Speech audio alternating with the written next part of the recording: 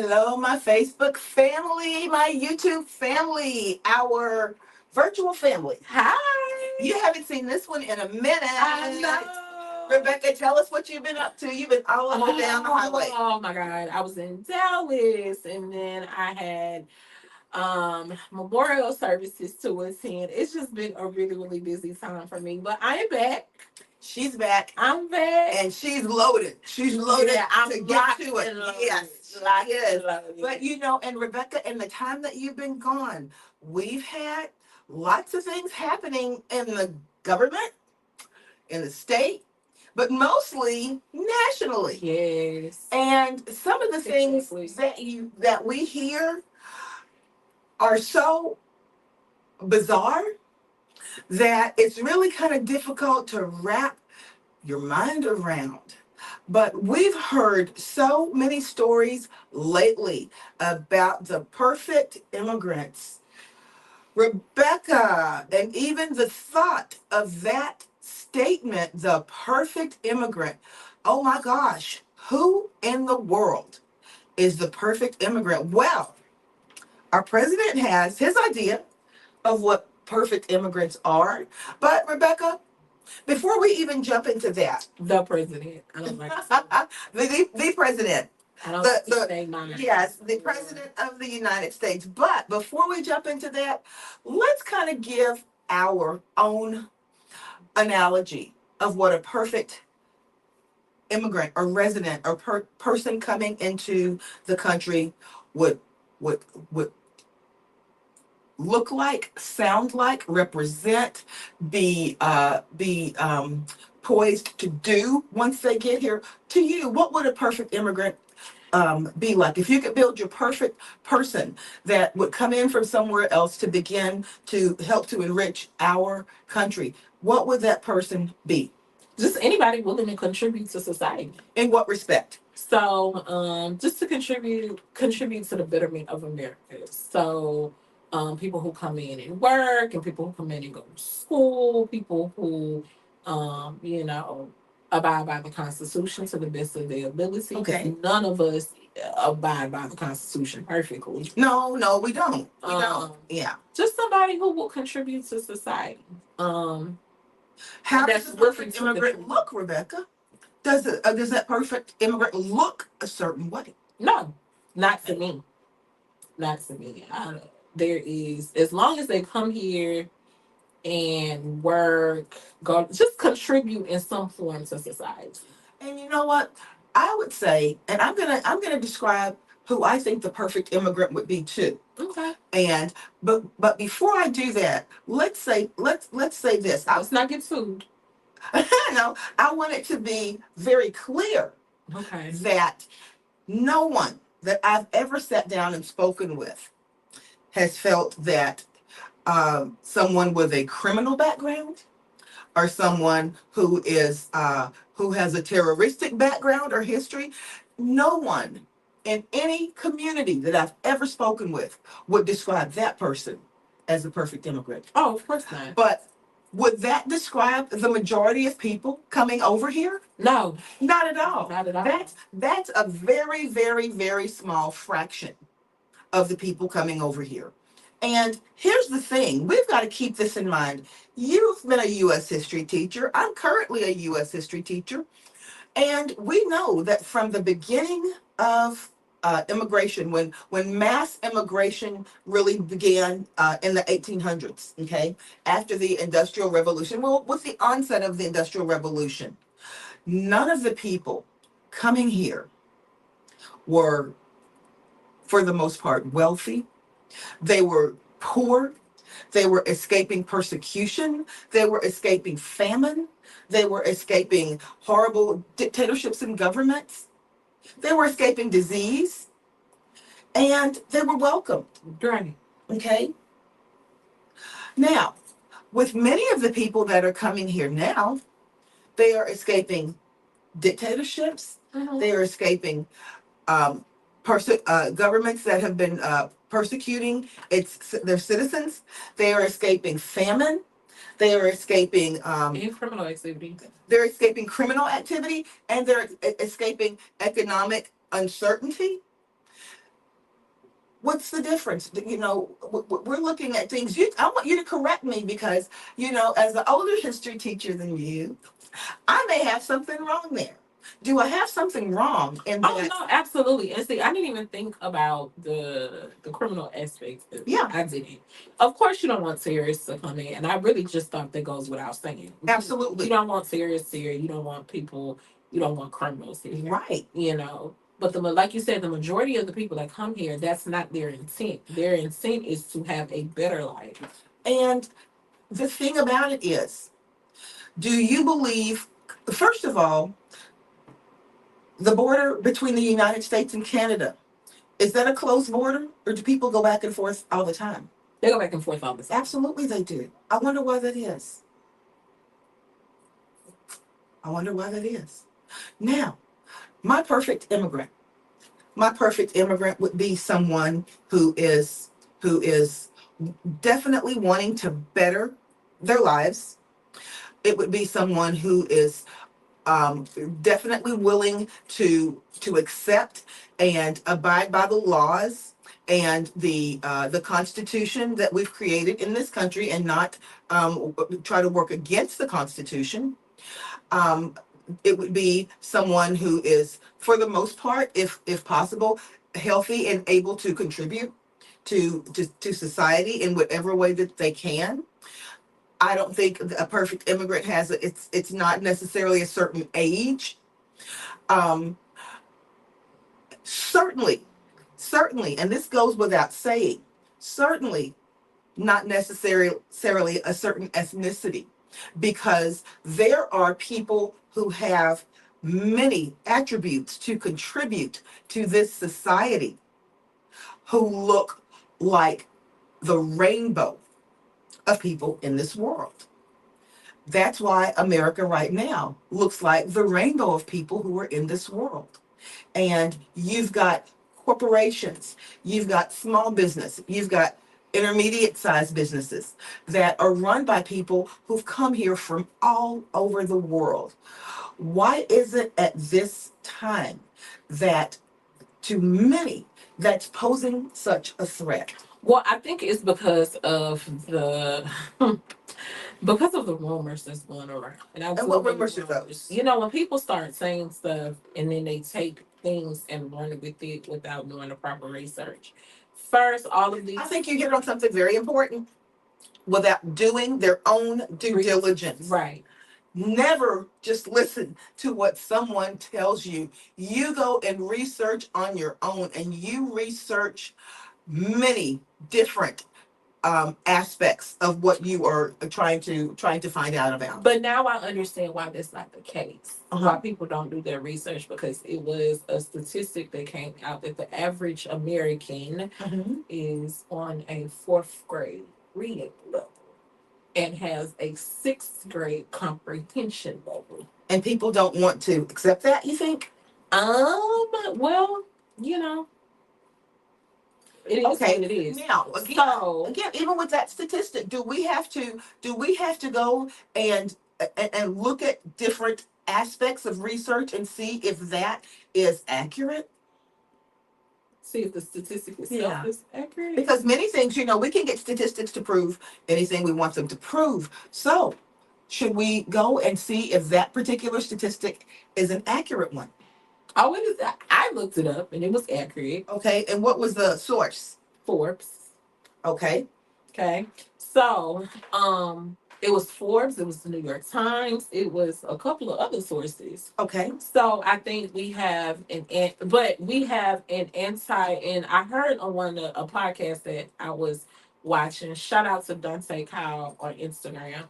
X and Creeks. He framed it so beautifully, and I was watching him this week.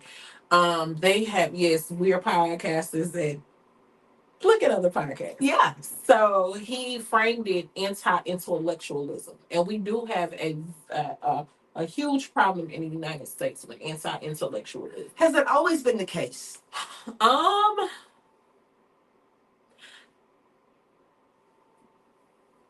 Probably, I would say, but the internet has,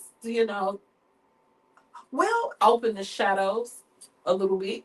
You know what? I would probably beg to differ with Dante.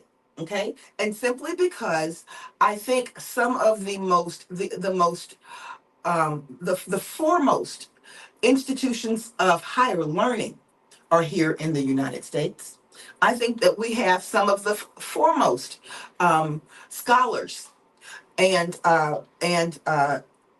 people who are discovering and delving into the inner workings of the technical. But that's field still now. not the majority of Americans, though. No, You're still talking about a small portion of Americans. no, it's not. However, because of, like you said, the internet, and because of how information is presented to the populace now, it's not just a few people who are privy to the information. Really, everyone is if you know how to search for it.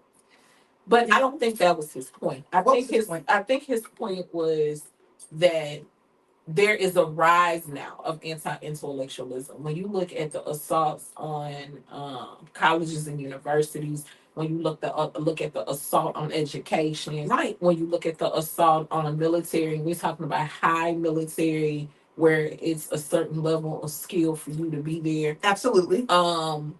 That's what he's talking about, and it's on the rise. And I dare, he didn't say this, but I dare take it further just from what I've seen with my own two eyes. I think anti-intellectualism is why we have what we have now running the country. Well, and the thing about it is, that's it's very interesting that you say that, because what is and when we agree on this, you know that we agree on this. When you see a huge shift in anyone or any entity trying to impede knowledge or impede certain things from certain groups or all groups, it's generally based in a huge resounding fear. What do you believe the fear is? I believe the fear is intellectualism. I fear that it's diversity. Um, because more people are getting educated now. And when more people get educated, then more opportunities open up, and then Opportunities for power, opportunities for everything. Yes. For power, for education, for decision making, for money, for Right. For economics, I should say, all factors of it. So the more, and I think that knowledge is spreading, but then there's a larger part of society, Right. that we don't take in consideration, and I'm gonna tell you why a lot of people don't take it into consideration. Okay. When my dad used to say jokingly all the time, every ninja and their mama have a degree. But Yes. but I had to go back and tell him, no, they don't. Yeah, they don't. That's just within our circle, Right. Our realm of people that we deal with on a Right. daily basis. Right. And I think sometimes that we can get so caught up in our bubbles, and I'm talking about, I'm speaking primarily about, intellectual people, Right. that we get so caught up in our bubbles and who we interact with, that we forget that there's a whole piece of society out there that's Right. not privy to, that don't have what we have as Right. far as formal education, right? So, but going back to and this does tie into the immigrant thing. Yeah. This does tie in. So my thing is, I think, um, because these immigrants are coming from everywhere to go to the universities. One of the things that the United States, not just to go to the universities. Yeah, but many of them do. Yeah, many of them to go are. to the, Yes. And even if they have families, Yes. they want their children Right. to go to the universities and Absolutely. things like that. So when you talking about, right, yeah. So when you're talking about the immigrants coming in, they're coming in for a better life. But what does that life look like? Yeah. Right? What does that life? What does it look like? And it looks like opportunity in the workforce, opportunity in the educational arena. Yeah. opportunity in being an entrepreneur. Right. It's those type of opportunities that are not necessarily given to them in some of their home countries. And you know what? Here's the thing, Rebecca. You know, my sister and I were yesterday. We just met up after I got out of school because it was the day before school was out, and I said, "Well, meet me, and we'll just go and grab some dinner and just have fun." That's what we did. So we were driving around in certain parts of town, and in a certain part of town, and we looked at the part of how this part of town had evolved over the years, and it was ethnically not the same as it was when I was in high school, because my high school is in that area where I went to high school, which is in the Sharpstown area, and it looks very, very, very different now. Even the names on the street signs and the languages that the names are written in. And I looked at that, and you know, I had to try to take myself out of the put myself in the mindset of someone else who would look at that and say, "This is threatening." Right. And the thing about it is, Rebecca, to me, it wasn't threatening at all, because as I looked around, I saw all types of businesses and banks and stores and uh, places of restaurants, and a thriving community welcoming everyone to come to this community and partake in this culture. And to me, I used to say this, and I still stick with this. When you live in Houston, you don't have to leave your city to see the world. Right. You don't. And to me, that's one of the most. I still encourage it though. I still encourage it. No, I do too. I do too. Leave your city and see the world. I know. I'm a firm believer in it. Yes, but literally you don't. And my point being this: you can see all types of cultures right here and expose yourself We're to definitely languages and cultures. Yes, definitely. And to think that there are entities that would say that is a negative aspect of this society now is really, really mind-boggling to me. It is, It but is. I go back to what I was saying, and I know I'm going about it in a roundabout way, but um, I just believe that I believe that the immigrants, like I said, that come here, they're looking to better themselves, and they're better than families. Oh, but what I was getting ready to say was, and I heard this all during the election, right? Uh-huh. I heard this all during the 24 election cycle. And what was that? Oh, the immigrants are here. They're taking all of the housing. They're taking all of the food stamps. Um, they're taking their illegals are coming over to vote in mass number, and people were really believing this. Like they were really, and no one is willing to do research. That makes me wonder, Rebecca, if we get out there and we really get our propaganda together really, really well, if we could spread propaganda and have people latch on to it. You know what I right. mean? So let me break this down. Yeah. Immigrants does not, especially undocumented immigrants, they don't receive health care. No. They don't receive benefits, and when I say benefits, I mean food stamps, Yes. SNAP, CHIP is the Children Health Insurance Program. Right. They don't receive any of those benefits. What those people normally do, those immigrants, they don't even have, they can't even get bank accounts. Right. They can't go to a bank and say, "Hey, I want to open up this account." You've got to have some form of identification, and they don't have social security numbers. Right. They don't have anything. Nobody is coming. The quote unquote undocumented, and I hate that word illegal. Yeah. But the undocumented workers cannot vote in the election. They can't do any of that. But you have. Why do people believe that? Why do people grab onto that? Well, one of the things I heard from my own people, Yes. people who look like me, Yeah. say, well, how is it that they get ahead and they do this and they do that and they get ahead and we still sitting here struggling? Oh, and Rebecca, you know what? Before you even say your next word, I want you to really break that down because we've had that discussion before. So think about this. I want you to break that down as to how people can move ahead. And you see people who just got here 10 years from now and they've attained certain things, and some people are still struggling. Well, How is first that? of all, those people, because Crystal and I, we've taught their children so consistently for Mhm. years. So those people do the work that you will never want to do.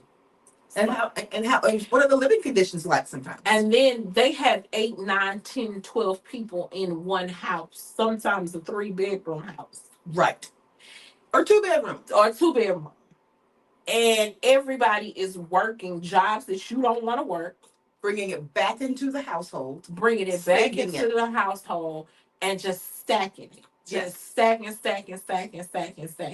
And to the point. Not going out to restaurants every day. No, they can't No. afford to do that. No. You know, so that's how they're able to get ahead. Yes. You know, And that's hard work. Plain and simple. right. And then their children are in school and their children do well in school.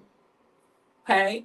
So, because literally the public schools can't turn undocumented children away. Absolutely. They have to be in school if they're going to be here. And Rebecca, let's take it even further. So that particular, let's say that there's a father, 3 children, and a mom who come in. Okay, that particular father will work with another group of men. Maybe go to, and we've seen them, the people sometimes over at Home Depot. They'll do day labor and work for people. Wait for people to come and say, okay, I've got this job or that job. Take those jobs, save that money until they can maybe get a vehicle. Right. Okay. When they get a vehicle, a truck, all someone may need is a truck, and they are enterprising enough to say, with this truck, I can begin doing lawn service. I can begin a cleaning service. I can be, just like Rebecca said, a lot of things that people don't necessarily, who look like Rebecca and I, don't necessarily want to do, and wouldn't want to drive around in the kind of truck that you could get for $300. You understand Right. what I'm saying?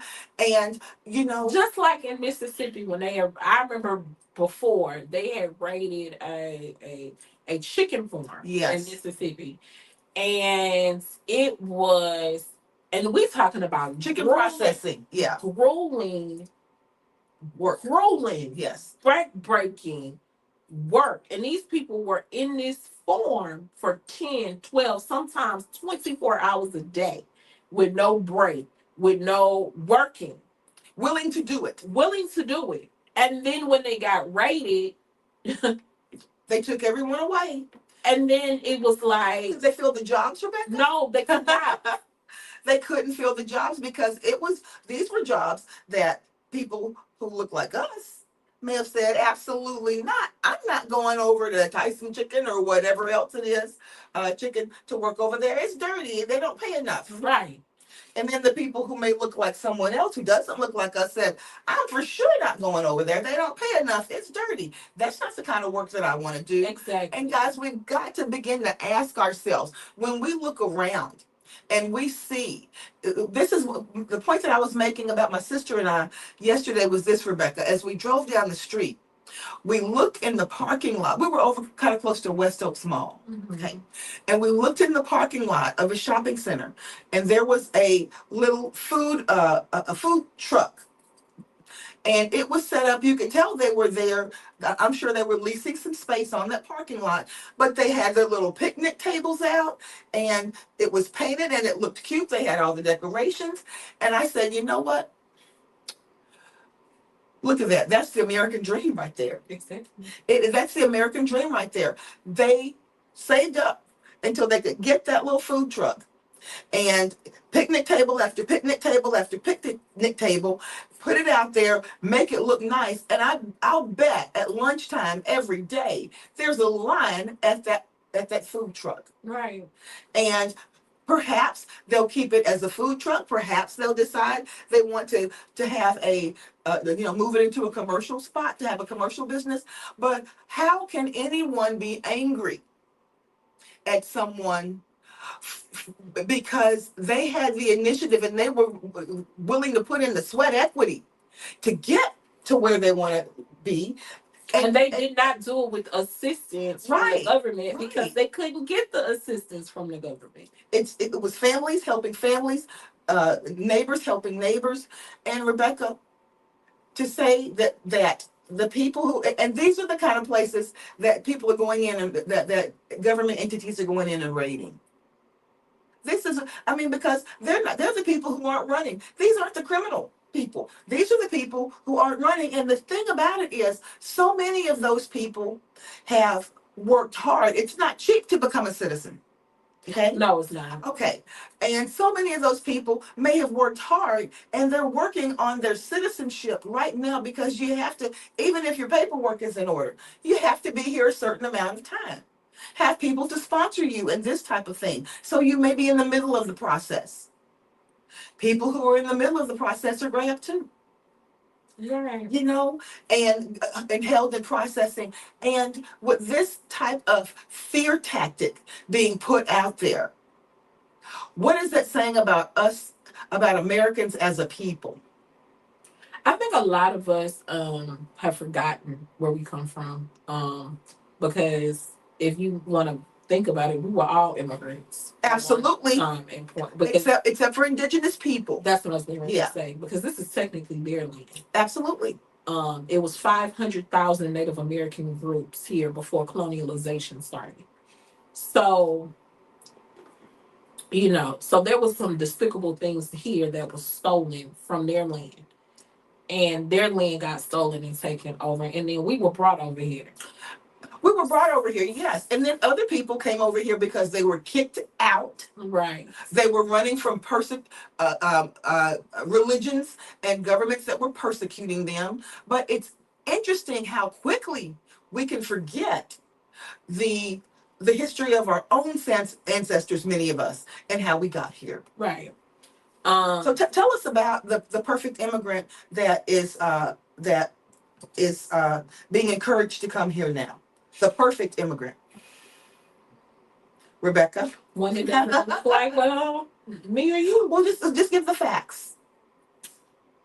So for the White, people who haven't heard, Anglo-Saxon, Protestant. well, let's not say that. You know I've got to play the devil's advocate. Let's say that people from South Africa are being courted to come here. A certain type of South African. South African farmers are being a certain type of South African farmers. Okay, are being courted to come here. And the thing about it is, interestingly enough, many of them have said, thank you, but no thank you. Do you know how bad that is, that you rather put up with the crap in your own country than to come to America? I mean, I just want y'all to sit in that thought for a second. Yeah. That you would rather be like, you know what, I'll fight whatever I gotta fight here. Right. But I'm not going there. Yeah, because it's too much going on. Yeah. Yeah. They said thank you, but no thank you. And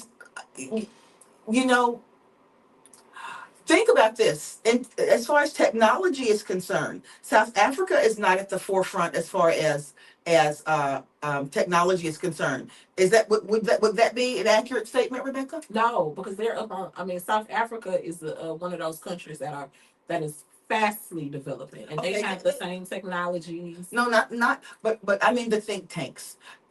India, Asia.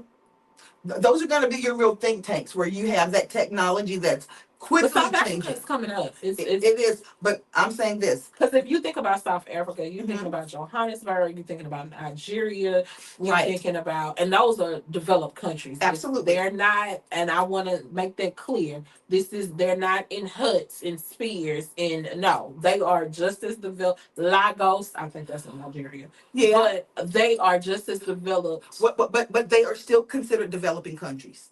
They're still considered developing countries. Those are still considered. Lagos, Johannesburg. Okay, those are cities, but the countries are still considered developing. Nigeria is considered a developing country. Okay, because you may have these small pockets that are cities that have the the technology and the modern conveniences, but the vast majority is countryside. Go check that out. But my point being this. My point being this. India, Pakistan, lots of people in the medical field, in technology, in manufacturing, and all of those areas like that. Those are skill sets that lend themselves to a productive society. Right. Are those people being courted to come here? No. Okay. And China. Okay. Especially not. Yeah. Okay. Industry, technology, manufacturing, medicine. Are those people being courted to come here? But why would they? No. I'm just asking. No. Okay. So Rebecca, And China is prone to be, and I also read this. China is prone to be the next superpower. Absolutely. Of the world within the next 10 years. Absolutely. And people don't realize we owe China $1 trillion. Everybody is wondering why Xi Jinping is not backing down and why he will never back down, because he doesn't need America for his sustenance. He does not need America. America needs him. Yeah. Because everything in your home, 89, I'm not going to have that. 98% of everything in your home was made in China. Okay. Now, so we can kind of wrap that point up in a nutshell by saying it's not a matter of we need to stop immigration or we need to cut back on immigration. What's the real lesson here? Immigration from what? What do you mean? The real point being made, and the point that I'm making, is that America and the powers that be at this point in time are not interested in immigrants from certain places. All right. Okay. But the immigrants they are interested in are not interested in coming here either. That's right. So this is this is what America is getting ready to see what it's like when you have a wealth drain, a brain drain, and a work drain, right? Explain yourself. And the reason, okay, I'm gonna start with wealth drain. Okay. Because the immigrants that he's sending back, or he's trying to send, and it's not just. And please understand, this is not just the Central American countries, El Salvador or Mexican, Mexican and Cuba. He's trying to send Indian kids back to India. Yes. He's trying to send Chinese people back to China. He's trying to send, and these people are bringing in, and I don't care how people feel about it. Yeah, it's the honest to God truth. They're bringing in the majority of the wealth in this country. We're so busy focusing on Jeff Bezos and a lot of the intellectual wealth. Tim Cook. A lot of the intellectual wealth is coming from China. Like, he threatened Tim Cook. And for those of you who don't know who Tim Cook is, he's the CEO of Apple, of all Apple products. Your iPhones, your Macs, all of that. Right. He threatened him and saying that if he doesn't get a manufacturing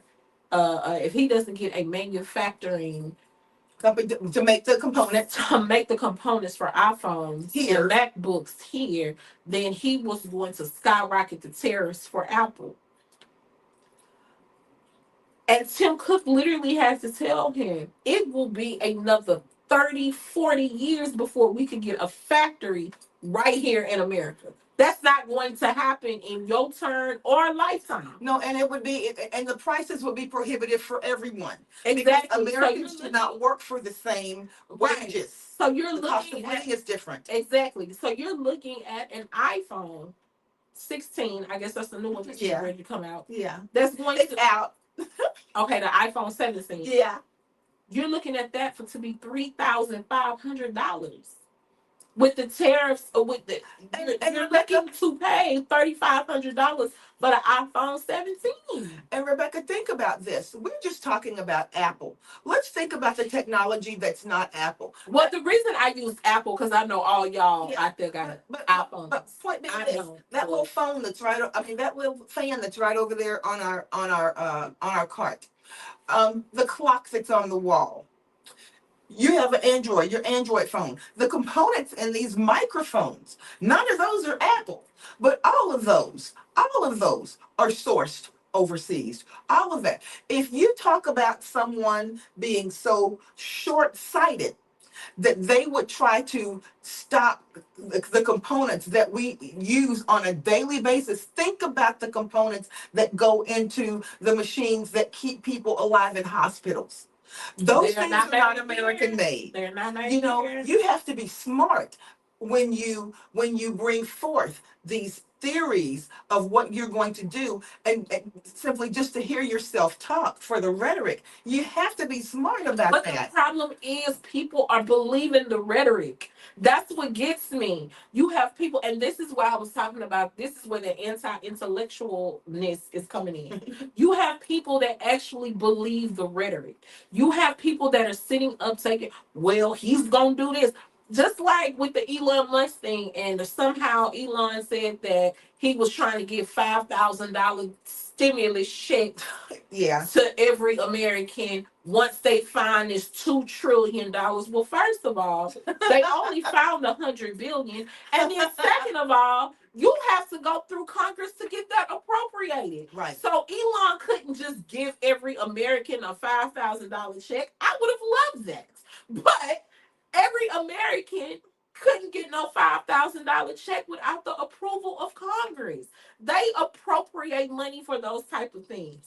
So, but that's what I'm saying. You would think in a country like America, we would understand how our own country works. But so many people have no idea how their country works, and they are very willing to to follow blindly behind someone who would be ready to lead them off of a cliff. I'm not saying that's the case, but they would. I am. But Yeah. they would be very willing to follow behind someone that would lead them off a cliff. Let's do this, Rebecca. Let's just put this in perspective.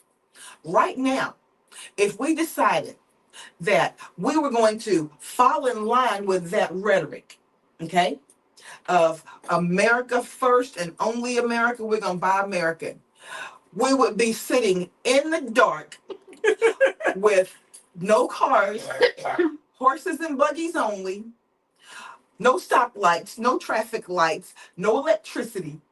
Do you understand where I'm going with that? I perfectly Hospitals that can, people would just be dropping dead on the street. Hospitals that could not function, computers that could not function. Somebody over in some other country could push their red button. There would be a thing we could do about it because the components that make our systems go are made. Power, Yes, in the whole Northeast comes from Canada. And then he's talking about making Canada the 51st state. And then you how literally insulting is that? have Yes. people saying, well, Canada is getting ready to be the 51st state. Have y'all lost it? The Canadian Prime Minister has already said, thank you, but no thank you. But Crystal, that can't eat. You can't. Yes. Even if the Prime Minister went along with the foolishness, he literally cannot. No, he cannot. First of all, people don't know that Canada is a British colony still. Right. Yeah.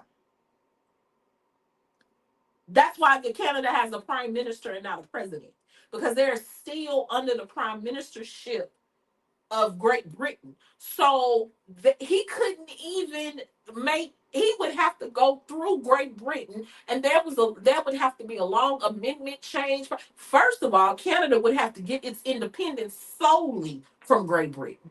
Good luck with that. They've been trying to get their independence from Great Britain since they've been a country. But do you think that Canada would be?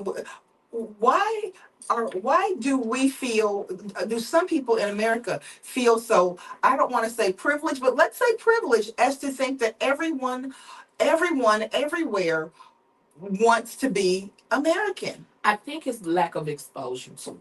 It Right. is. Yeah. It's lack of exposure. When you have not, first of all, we talk about indoctrination. Right. And let's just be clear, we've all been indoctrinated that America is the greatest country since we were kids. And I believe it. I believe it. I love it. I love America. Good job. So, so when I say indoctrination, we've all been indoctrinated, Yeah. right? We've been indoctrinated since we were kids. This is the greatest country. When you get up and say the Pledge of Allegiance, That's right. I do not make my children say the Pledge of Allegiance anymore. I'm just saying I don't.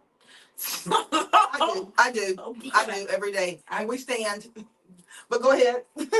I don't. So, but I'm just saying we've been indoctrinated, and because like I said, a lot of our Americans have not been out of their own home states, neighborhoods.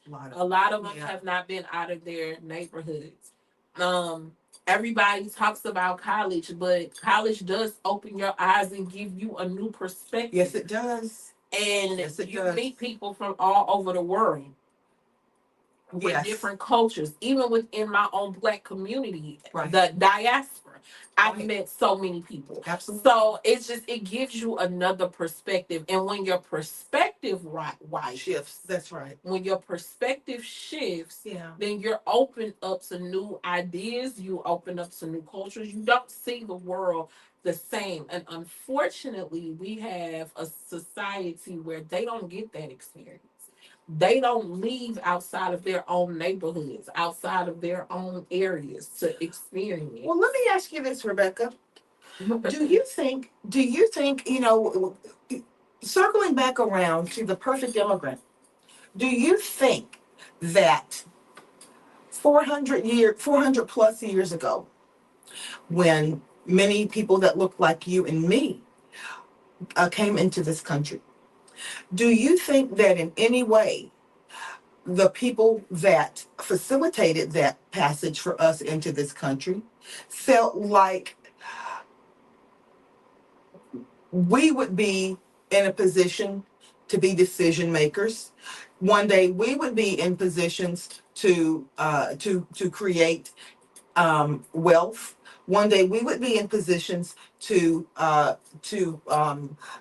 invent things that would change the world. One day we would have a seat at the table in our own government. Do you think that that was ever envisioned?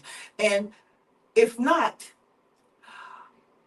there was some real ignorance going on there, because in the history of the world, when a society becomes less homogenous, when you take the homogenous aspect out of a society and you introduce cultures do not stay apart. They naturally. This is why we have systemic racism, right? And people, want to invalidate that. But the reason we have systemic racism is because when these systems were built in our country, the educational system, the governmental system, the healthcare system, the military system, I guess that would be part of government. Right. When all of these systems were built, we were slaves. Yeah. So nobody built these systems in place with us in mind, because the prevailing view was that these people are going to be subservient to us forever. Okay, correct. Right? That they're not going to ever take part in this. Okay. So we don't have to create a criminal justice system. That's what I'm talking about. Yeah. Because these people will forever be subservient to us. Right. Okay? There's no need for us to think about them. In the creation of these things, in the formation of these things, because they will never be a part of these. Okay. And it's eye opening, but it's the truth. But the thing about it is, Rebecca, historically, well, let's talk about the history of the world. We both taught that too. Right. We know that when societies come together, think about Hannibal crossing those Alps. Okay. Societies begin to change. And that is something that you cannot control because people are going to intermingle but with when each you're other. drunk on your own power, Yeah. see, that's the part we're missing. Yeah. When Yeah. you're drunk on your own power and your own way of thinking, Right. then you don't see that far ahead. I'll give you another example while it's fresh on my mind. Okay. All of these big governments and CEOs and Trump and everybody else is complaining about the tariffs. Do you know why we're in this mess in the first place? Because we're in this mess because of globalization. And let me explain. Oh, absolutely. Absolutely. Yes. When I say we don't see the forest from the trees, and we only go on plan A, and I'm not saying I'm saying the powers that be. The powers that be. You were so greedy. And the CEOs, and this is on them. Right. You were so greedy because you didn't want to pay taxes. Let's just be honest. And you wanted better, faster, and cheaper. You wanted better, faster, and cheaper, and you didn't want to cut your bottom line. Right. So you decided, hey, let's take these factors of production, let's take them overseas so we can get cheaper labor at cheaper cost, at a cheaper value. That we know Americans are not going to work for because what we're working towards for everyone is a higher standard of living. Right. And not only that, we don't have to follow the tax code. Right. We can find loopholes since we got businesses overseas. We don't necessarily have to follow the American tax code. And then so now you have now you are indoctrinating. Since we love to use that word, Now you're indoctrinating all of these people to the American way of business. Yes.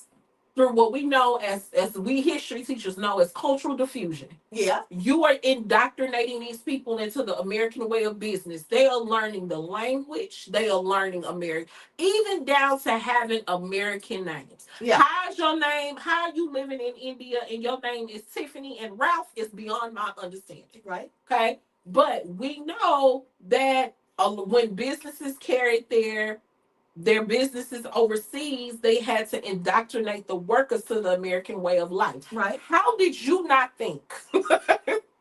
How did you not grasp? How did you not foresee that this was all going to come back to bite you in the behind? And not just that, Rebecca, but when you do those things, when you have a vital aspect of what you produce for your livelihood, let's say a car, for instance, a vital aspect of that. Let's say it's the engine, correct? Mm-hmm.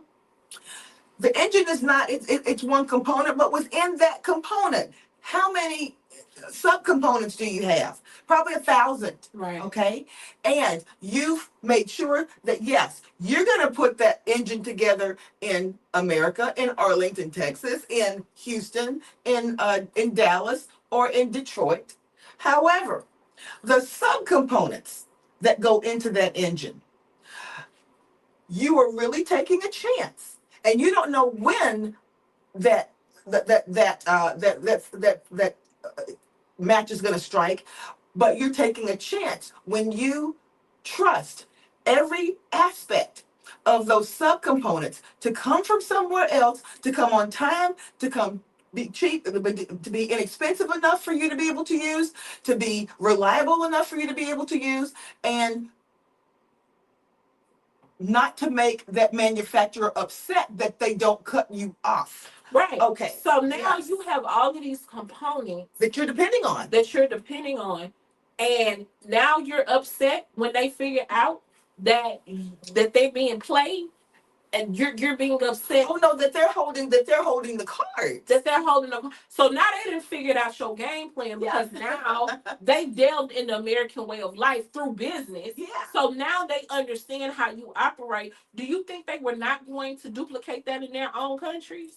And learn how to go and source another source to sell that product to, so that they don't have to have you as a source, as their only source. Trump complains about we're being taxed out of the market, but again, you taught these people how to tax.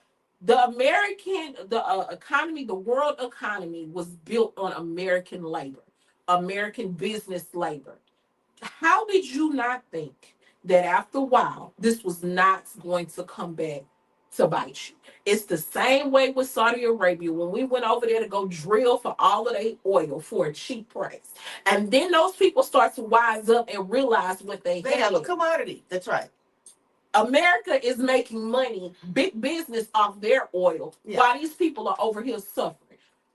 Again, America brought all of this on itself. Yeah, absolutely. With your greed, with you trying to circumvent the law, with the loopholes, you brought all of this on yourself, and now you're surprised when other countries when it backfires. When it backfires. But Rebecca, here's the thing. There are two ways you can look at this. Okay? Calm down. No, it's just, no, you're right. I want you to just, think about this. It's baffling to me that people have not put these things together. But there are two ways you can look at it. You can look at it if you want to take a look at it from an elitist standpoint and say, now, and just put this out there. I'm going to take my big American ball and go home. And go stand in that corner and cross my arms and puff up my cheeks. Which we're doing right now. That's what I'm saying. But in doing that, you are stripping every aspect of clothing off of your own people. You are killing the businesses in your own country. That, we've got to start looking at it like this. Okay, we've created this monster. How are we going to make sure that we can? So there was no forethought in saying, I'm going to have all these tariffs and we're going to have America first and we're going to create our own stuff. Just to say that and just as a talking point, as a what do they call it, a dog whistle to get everybody to say, yay, yay, propaganda. Yeah. But the thing about it is, how does that look in real time? In real time, it is people who have started their businesses on imports, American people who import things to start their, for their businesses, losing their businesses. American people who are helping to develop technology in other countries, having to come back because now we don't have the type of relationship with the other country where they even want us there. Right. All of this stuff is falling on the backs of real Americans. And we're shocked. We're shocked. We're shocked. But this is what I'm saying. Mm-hmm. This is where we are. And it goes back to the anti-intellectualism. And this is why I'm also getting frustrated with the educational system, and I have to bring that back. Absolutely, bring it in, because we were going to bring that in. This is why I'm so frustrated with, because this is the kind of stuff we need to be teaching our children. Absolutely. Hey, we need to be teaching them. I saw where I was watching an Instagram clip, and I saw where these kids from Cambridge were debating Charlie Kirk. Okay. And Cambridge, if you don't know where Cambridge is in Europe. In England. In England. Yes. University. Yeah, university. A foremost university. Yeah. Yes. One of the top universities in the world. And the oldest, yeah. In the world. They were debating our American system with a college dropout. And was beating the brakes off him academically. Oh, yeah. Yeah. Do you see the problem with that? These children, a lot of them, have never stepped foot on American soil. Right. But they understood our system. Yes. Better than the people that grew up here. The 32-year-old man who grew up here. Right. So, what are we doing?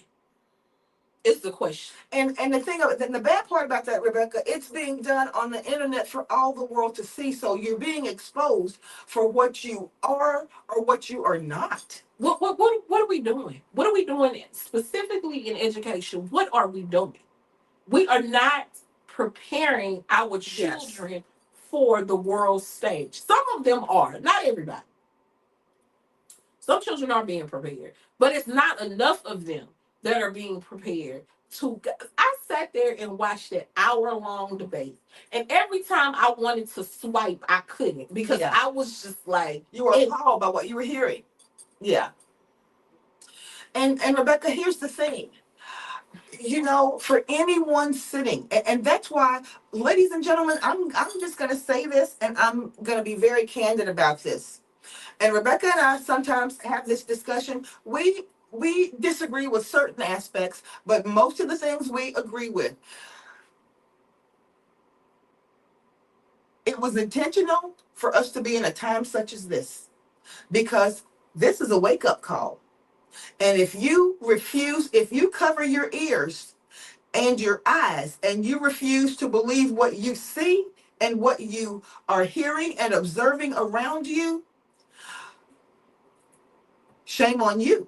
yeah, Because you control exactly who is in power and who is in office.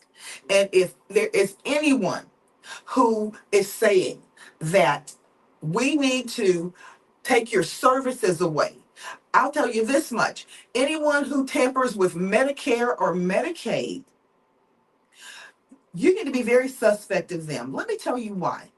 Because all you have to do, Rebecca, for Medicare is just get old enough. Okay? Everyone, and with the way technology is going, we may have a lifespan of 100 years. and here's the thing. Yeah. You notice they're not bothering Medicare. Well, but the thing You about notice they're not that was bothering that was Medicare. that was on the chopping block at first, but they backed off because they had to think through that. Because everybody, Yeah. every American that's 65 and older Or that will turn 65. Yeah. is on Medicare. Right. Even if you're, I think, as long as you're not making $500,000 or more, you're on Medicare. So that means those congressmen that are in office that are octogenarians and in their 70s are. So you notice they didn't take Medicare off because Medicare would affect them. But well, Medicaid is the one on the chopping block right now. But let's think about who all is actually affected by Medicaid. If you have a child with a chronic illness, Yeah. okay. Oh, and that was another thing that was so disgusting to me. What's that? I'm just, oh God, these people just. What's that? My stomach. When you had certain people on that other side of the aisle saying, "What does a child need with Medicaid?" If you have a child with a chronic, go ask Shriners. What does the child need with Medicaid? Go ask St. Jude. What does the child need with? You understand what I'm saying? How about children whose parents have died? Yes. And Medicaid is taking care of them. Yeah. Are y'all stupid? I'm sorry. It's like, well, or people who have a chronic illness. Think about someone who was born with spina bifida, or someone who was born with some other. My brother has autism. Yeah, congenital condition, and they need care. What are we supposed to do with them? Oh, but alas, children Rebecca, who are born blind. No, but we got to remember this. Let's think about uh, um, Mr. Mr. Trump's nephew, President Donald Trump's nephew, who came and did the interview and said, I think it was on Nightline, and said, well, he has the son who was born with cerebral palsy. Yeah. And what he was told is just to go home and let him die. Because he's not useful. Go home and just let him die. His only son. And the thing about it is, Rebecca, we all know that because someone may have cerebral palsy, that may not have anything to do with their intellect.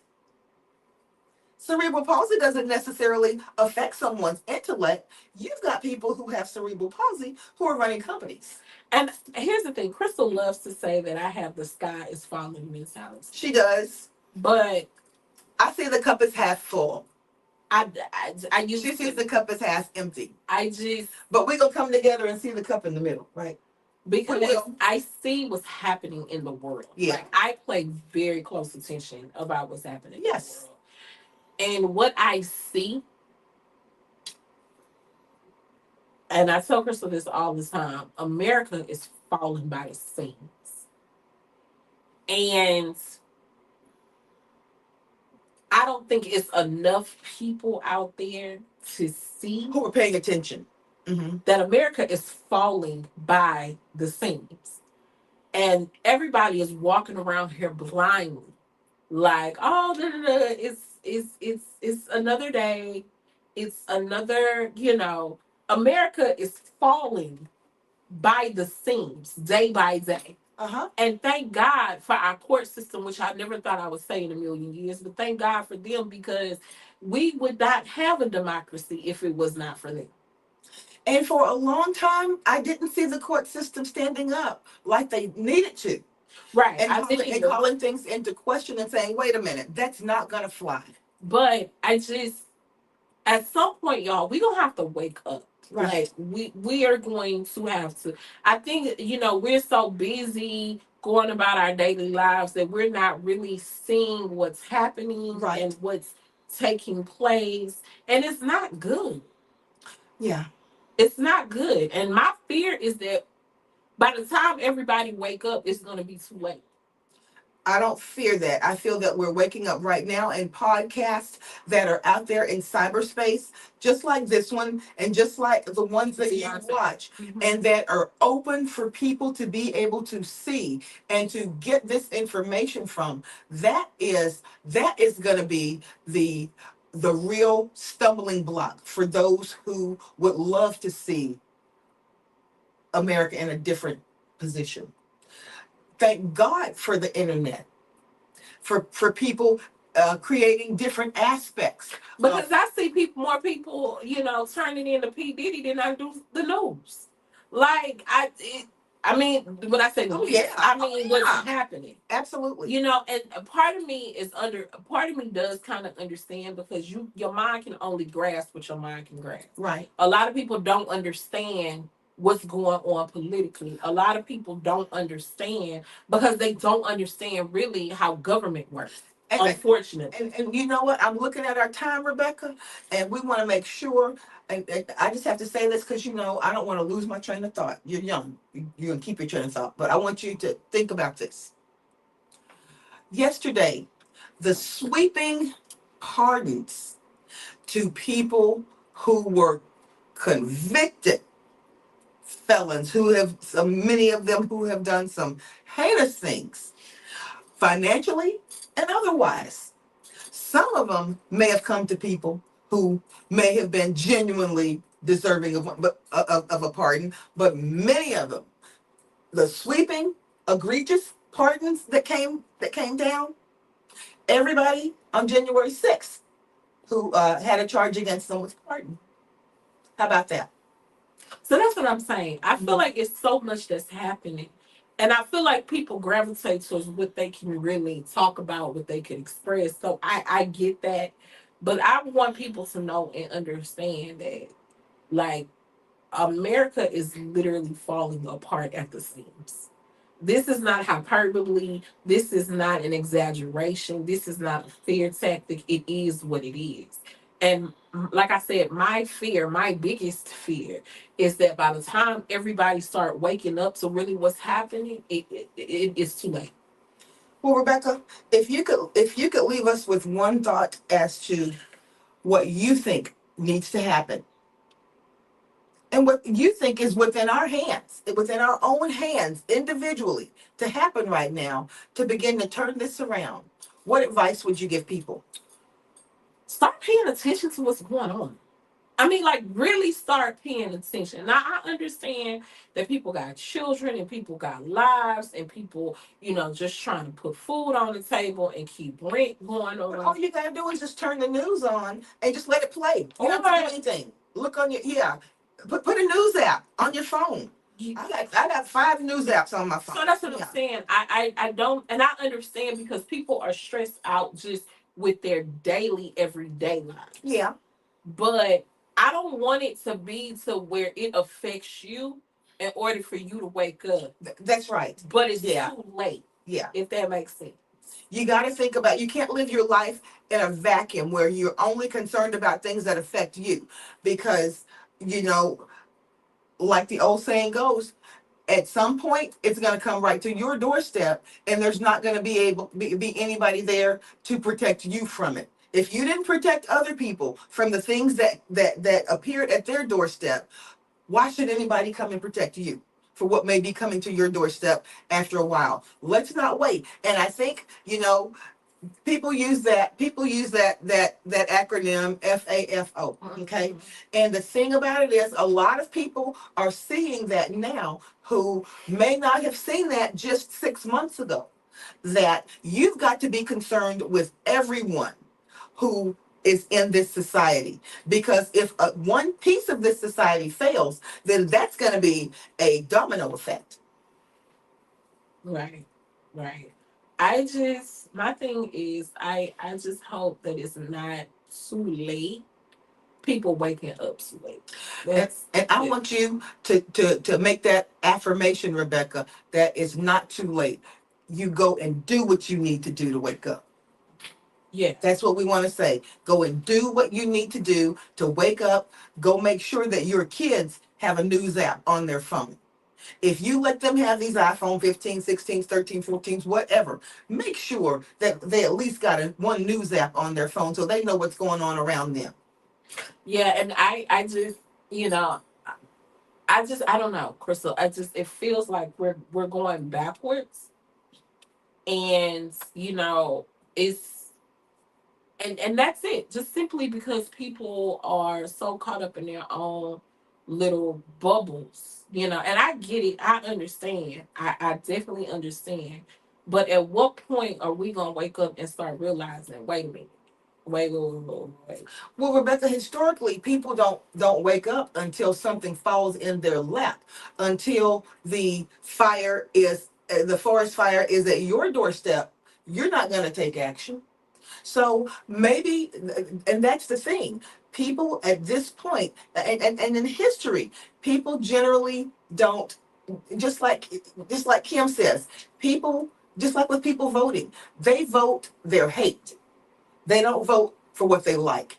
Right. Okay. They vote against something else. Right. Okay. So what people are going to have to end up doing is understanding that it may not be at your doorstep right now, but trust me, it's coming.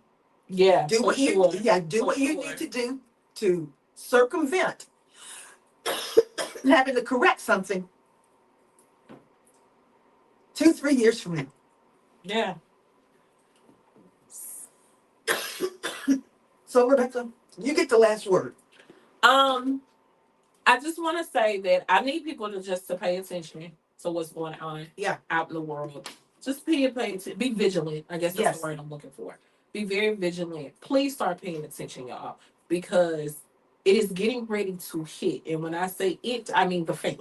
It's getting ready to hit. Hey, the ish is getting ready to hit the fan. Um, it's snowballing every day. And we just have to be vigilant about what's going on. And I mean, this is. But for as serious as this is, I'm so glad, excuse me, that nothing is happening behind blinders. Yeah. Everything is being shown to you right in your face. The plane from Qatar. Mm-hmm. The cyber currency. Mm-hmm. Everything is right in your face, and if you let it happen in your face, then you probably deserve to be hit with the bag of nickels. And here's the thing, Yeah. Crystal. Now I am gonna look at it from a glass half full. Yay. Mm-hmm. The only reason I feel like we have not gone into a dictatorship yet Mm-hmm. is because I feel like the person in charge is not confident enough to do that. So that's the blessing. Yeah. That he's so incompetent. Yeah. That he can't possibly give America. We can't turn America over into a dictatorship. And you know what, Rebecca?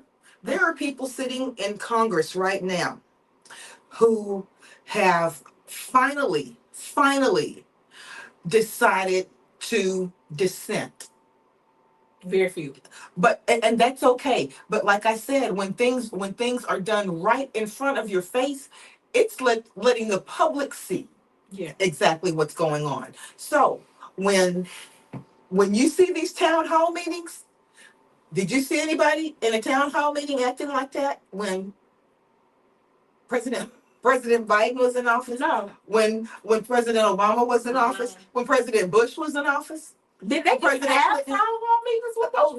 they've had them since Roosevelt. Okay. Not Theodore.